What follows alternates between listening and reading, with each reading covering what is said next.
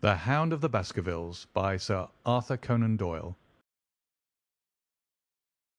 Chapter 13. Fixing the Nets. "We're at close grips at last," said Holmes as we walked together across the moor. "What a nerve the fellow has! How he pulled himself together in the face of what must have been a paralysing shock when he found that the wrong man had fallen a victim to his plot.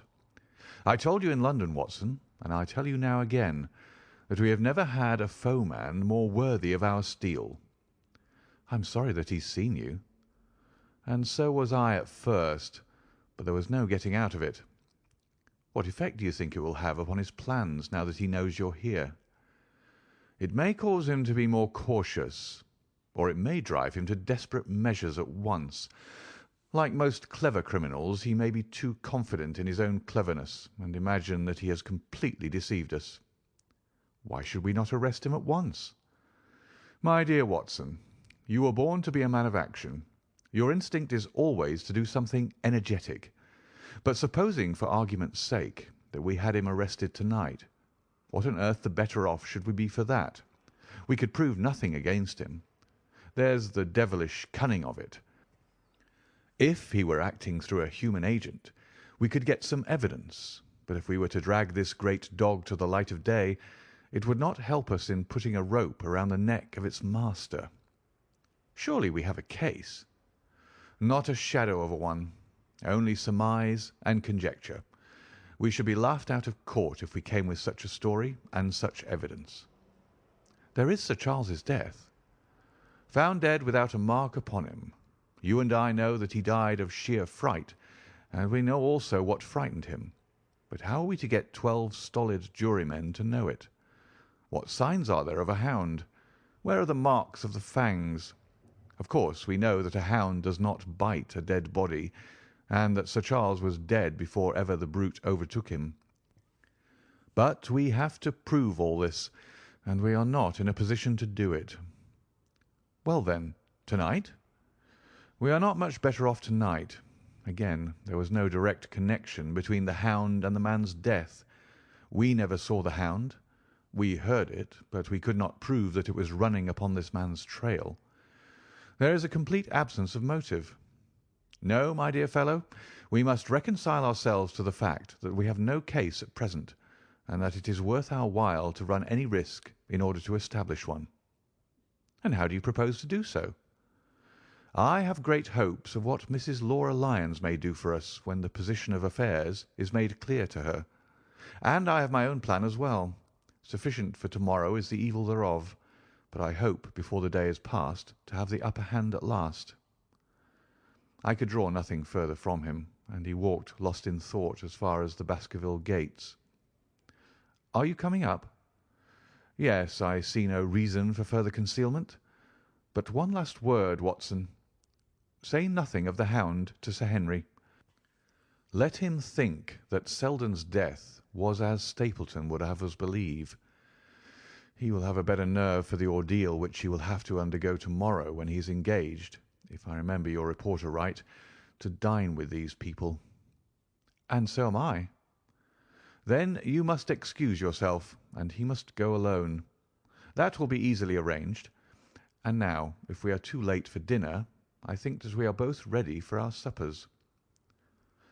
Sir Henry was more pleased than surprised to see Sherlock Holmes, for he had for some days been expecting that recent events would bring him down from London. He did raise his eyebrows, however, when he found that my friend had neither any luggage nor any explanations for its absence. Between us, we soon supplied his wants, and then over a belated supper we explained to the baronet as much of our experience as it seemed desirable that he should know. But first I had the unpleasant duty of breaking the news to Barrymore and his wife. To him it may have been an unmitigated relief, but she wept bitterly in her apron.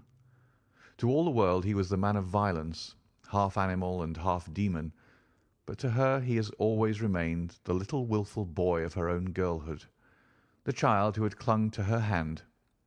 Evil indeed is the man who has not one woman to mourn him.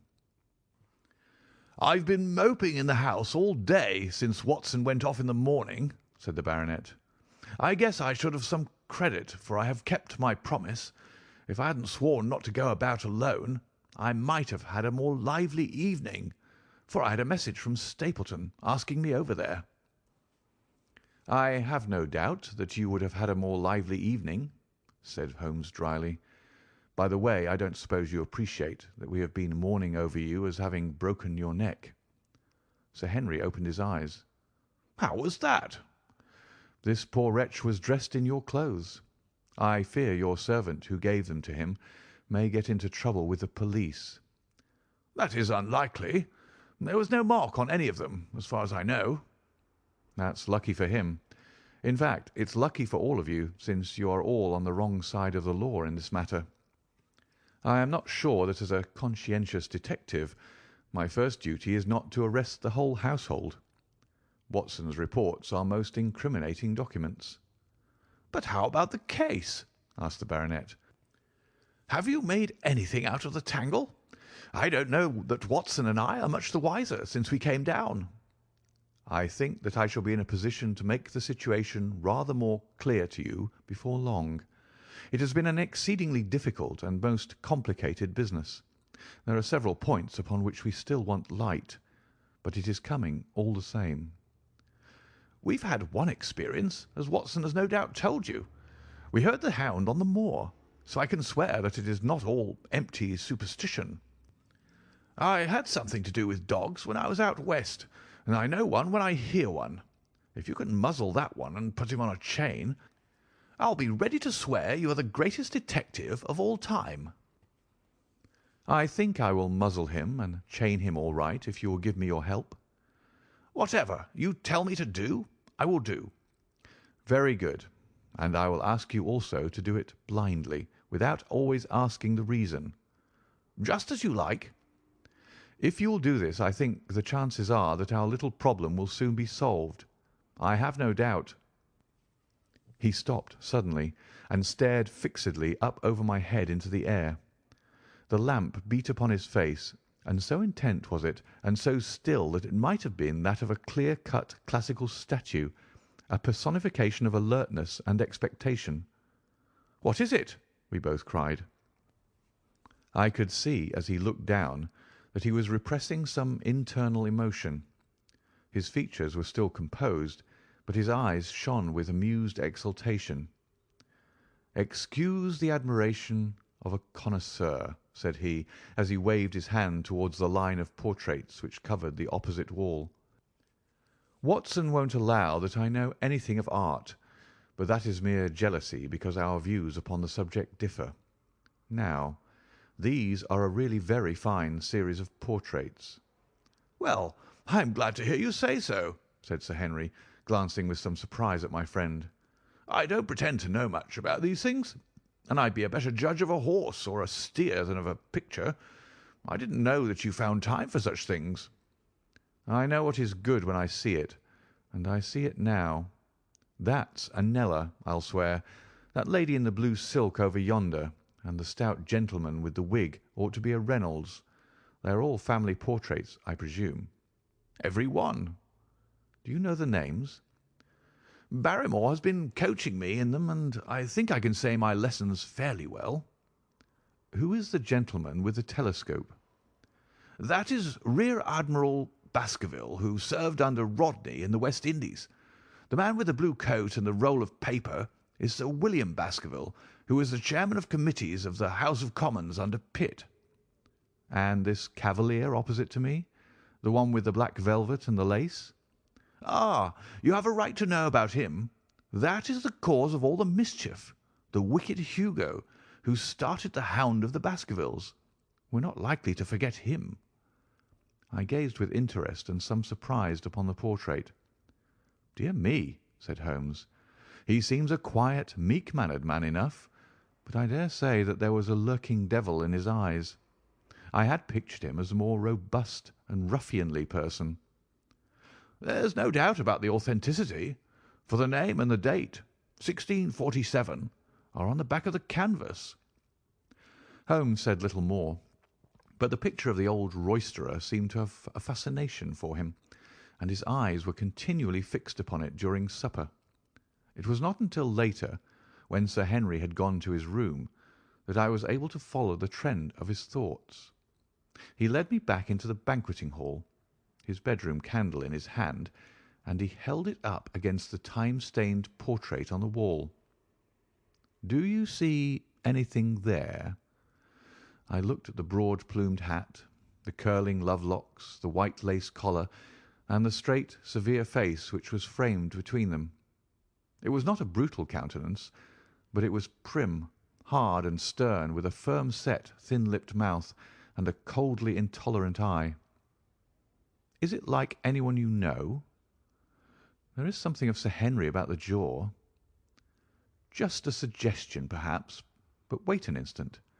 He stood upon a chair, and holding up the light in his left hand, he curved his right arm over the broad hat and round the long ringlets. "Good heavens!" I cried in amazement.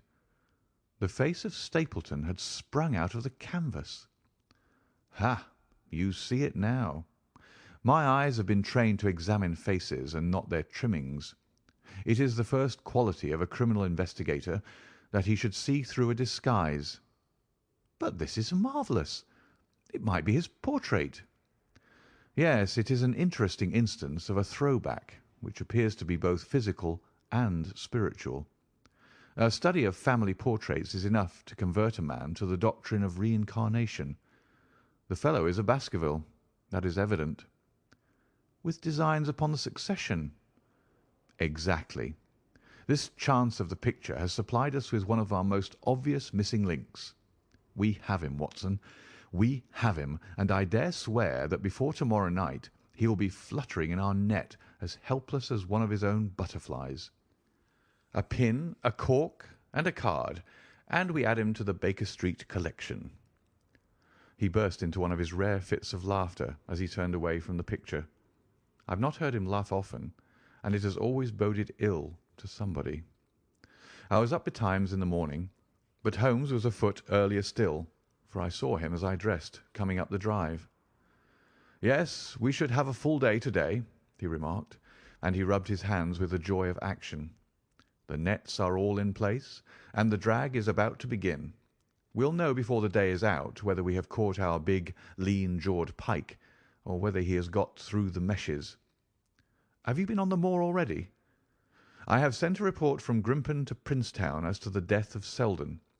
I think I can promise that none of you will be troubled in the matter, and I have also communicated with my faithful Cartwright, who would certainly have pined away at the door of my hut as a dog does at his master's grave, if I had not set his mind at rest about my safety." "What is the next move?" "To see Sir Henry. Ah, here he is." "Good morning, Holmes," said the baronet. "You look like a general who's planning a battle with his chief of the staff." "That is the exact situation. Watson was asking for orders." "And so do I." "Very good. You are engaged, as I understand, to dine with our friends the Stapletons to-night." "I hope that you'll come also. They're very hospitable people, and I am sure that they would be very glad to see you." "I fear that Watson and I must go to London." "To London?" "Yes, I think that we should be more useful there at the present juncture." The baronet's face perceptibly lengthened. "I hoped that you were going to see me through this business. The Hall and the moor are not very pleasant places when one is alone." "My dear fellow, you must trust me implicitly, and do exactly what I tell you. You can tell your friends that we should have been happy to come with you, but that urgent business required us to be in town. We hope very soon to return to Devonshire. Will you remember to give them that message?" "If you insist upon it." "There is no alternative, I assure you." I saw by the baronet's clouded brow that he was deeply hurt by what he regarded as our desertion. "When do you desire to go?" he asked coldly. "Immediately after breakfast.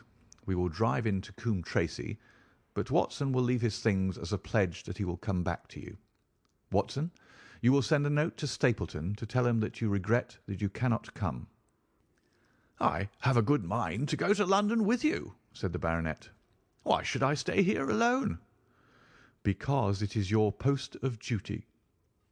Because you gave me your word that you would do as you were told, and I tell you to stay." "All right, then, I'll stay." "One more direction.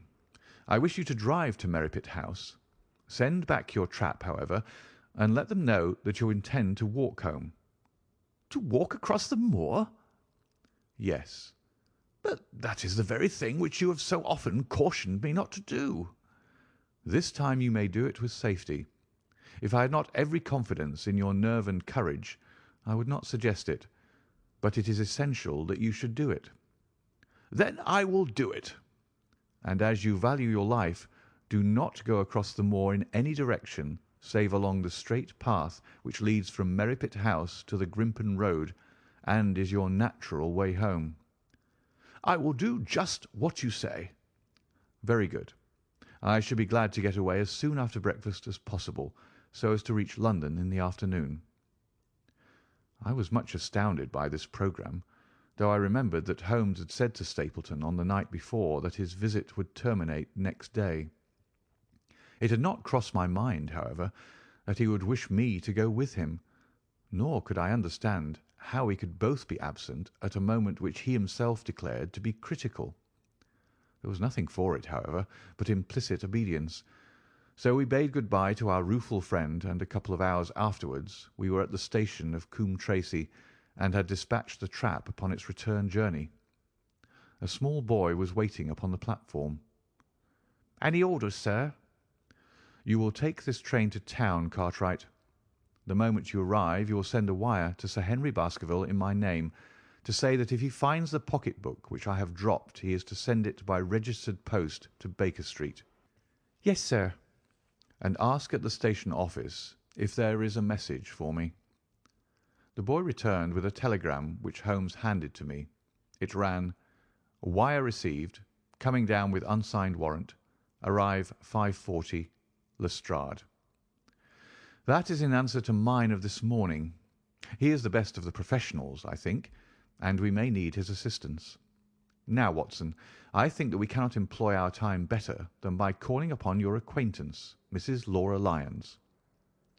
His plan of campaign was beginning to be evident. He would use the baronet in order to convince the Stapletons that we were really gone, while we should actually return at the instant when we were likely to be needed. That telegram from London, if mentioned by Sir Henry to the Stapletons, must remove the last suspicions from their minds. Already I seemed to see our nets drawing closer around that lean-jawed pike. Mrs. Laura Lyons was in her office, and Sherlock Holmes opened his interview with a frankness and directness which considerably amazed her. "I am investigating the circumstances which attended the death of the late Sir Charles Baskerville," said he. "My friend here, Dr. Watson, has informed me of what you have communicated, and also of what you have withheld in connection with that matter." "What have I withheld?" she asked defiantly. "You have confessed that you asked Sir Charles to be at the gate at 10 o'clock. We know that that was the place and hour of his death. You have withheld what the connection is between these events." "There is no connection." "In that case the coincidence must indeed be an extraordinary one. But I think that we shall succeed in establishing a connection after all. I wish to be perfectly frank with you, Mrs. Lyons. We regard this case as one of murder, and the evidence may implicate not only your friend Mr. Stapleton, but his wife as well." The lady sprang from her chair. "His wife?" she cried. "The fact is no longer a secret. The person who has passed for his sister is really his wife." Mrs. Lyons had resumed her seat. Her hands were grasping the arms of her chair, and I saw that the pink nails had turned white with the pressure of her grip. "His wife?" she said again. "His wife? He is not a married man." Sherlock Holmes shrugged his shoulders. "Prove it to me. Prove it to me, and if you can do so—" The fierce flash of her eyes said more than any words. "I have come prepared to do so," said Holmes, drawing several papers from his pocket. Here is a photograph of the couple taken in York 4 years ago. It is endorsed Mr. and Mrs. Vandeleur, but you will have no difficulty in recognising him and her also, if you know her by sight. Here are 3 written descriptions by trustworthy witnesses of Mr. and Mrs. Vandeleur, who at that time kept St. Oliver's private school. Read them and see if you can doubt the identity of these people." She glanced at them and then looked up at us with the set, rigid face of a desperate woman. "Mr. Holmes," she said, "this man had offered me marriage on condition that I could get a divorce from my husband. He has lied to me, the villain, in every conceivable way. Not one word of truth has he ever told me. And why? Why? I imagined that all was for my own sake, but now I see that I was never anything but a tool in his hands. Why should I preserve faith with him who never kept any with me? Why should I try to shield him from the consequences of his own wicked acts? Ask me what you like, and there is nothing which I shall hold back. One thing I swear to you, and that is that when I wrote the letter I never dreamed of any harm to the old gentleman who had been my kindest friend." "I entirely believe you, madam," said Sherlock Holmes. "The recital of these events must be very painful to you, and perhaps it will make it easier if I tell you what occurred, and you can check me if I make any material mistake. The sending of this letter was suggested to you by Stapleton?" "He dictated it." "I presume that the reason he gave was that you would receive help from Sir Charles for the legal expenses connected with your divorce." "Exactly." "And then after you had sent the letter he dissuaded you from keeping the appointment?" "He told me that it would hurt his self-respect that any other man should find the money for such an object, and that though he was a poor man himself, he would devote his last penny to removing the obstacles which divided us." "He appears to be a very consistent character. And then you heard nothing until you read the reports of the death in the paper?" "No." "And he made you swear to say nothing about your appointment with Sir Charles?" "He did. He said that the death was a very mysterious one, and that I should certainly be suspected if the facts came out. He frightened me into remaining silent." "Quite so. But you had your suspicions." She hesitated and looked down. "I knew him," she said, "but if he had kept faith with me I should always have done so with him."